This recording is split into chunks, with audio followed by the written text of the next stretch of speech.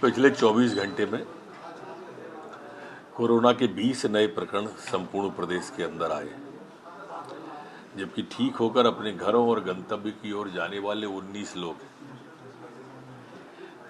Active case Madhya Pradesh में अब 112 वर्तमान में है। जो सैंपल कलेक्शन पिछले 24 घंटे में हुआ है वो 3,719 लोगों का सैंपल कनेक्शन मध्य प्रदेश के अंदर हुआ है।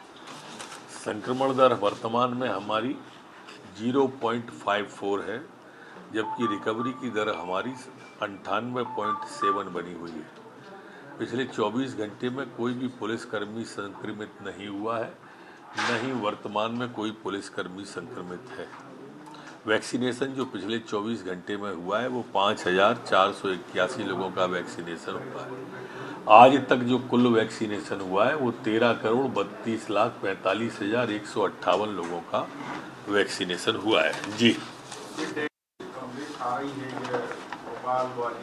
निश्चित रूप से कुछ डेंगू के मरीज पिछले दिनों में आए हैं और मध्य प्रदेश की सरकार ने सभी जिलों में एहतियात बरतने के लिए सभी जगह पर अस्पतालों में चिकित्सा की, दवाइयों की, उपकरणों की व्यवस्था के लिए ताकीद कर दी गई है और लार्वा नष्ट करने की कार्रवाई के लिए नगर निगमों को अलर्ट किया जा रहा है। स्वास्थ्य विभाग और नगर निगम दोनों शुरुआत करना है।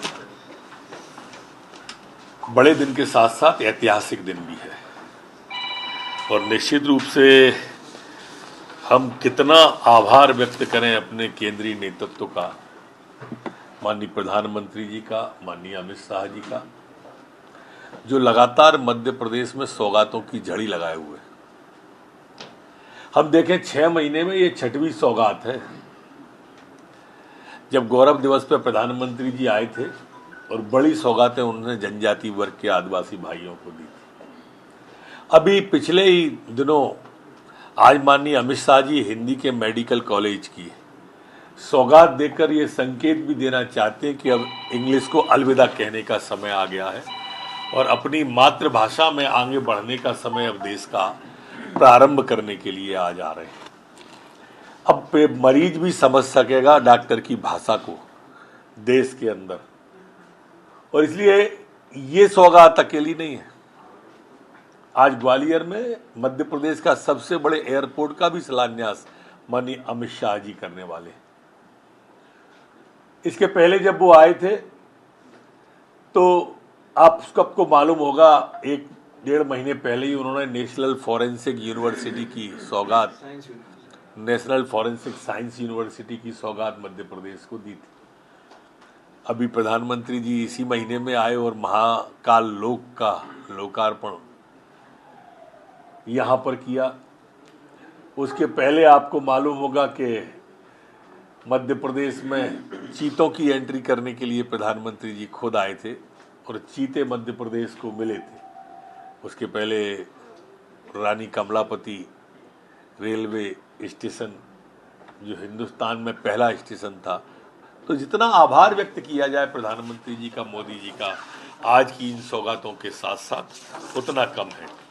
वैश्विक नेता हैं मोदी जी और इसलिए उनके नेतृत्व में देश नई ऊंचाइयों को और नए सोपानों को तय कर रहा है और हमारा मध्य प्रदेश में उसमें अग्रणी भूमिका निभा रहा है। कि विधानसभा चुनावों को देखते हुए लगातार केंद्र जो अमित शाह जी और मोदी जी लगातार यहाँ पर दौरे कर रहे हैं, कहीं ना कहीं अपनी जमीन के मजबूत प्रदेश संगठन पर विश्वास नहीं जता पा रहे। केंद्रीय नेतृत्व हमारा यहाँ आ रहा है और उनका नेतृत्व वहां जा रहा है, ये भी अचंभे की बात है। देखिए मित्र, भारतीय जनता पार्टी कभी भी चुनाव को ध्यान में रख करके काम नहीं करती। भारतीय जनता पार्टी जनहित को ध्यान में रख करके, विकास को ध्यान में रख करके काम करती है। जब 370 हटी तब कौन सा चुनाव था? राम जन्मभूमि का शिलान्यास हुआ तब कौन सा चुनाव था? अभी मैंने आपको पिछले यही अमित शाह जी 1.5 साल पहले जबलपुर में आए थे।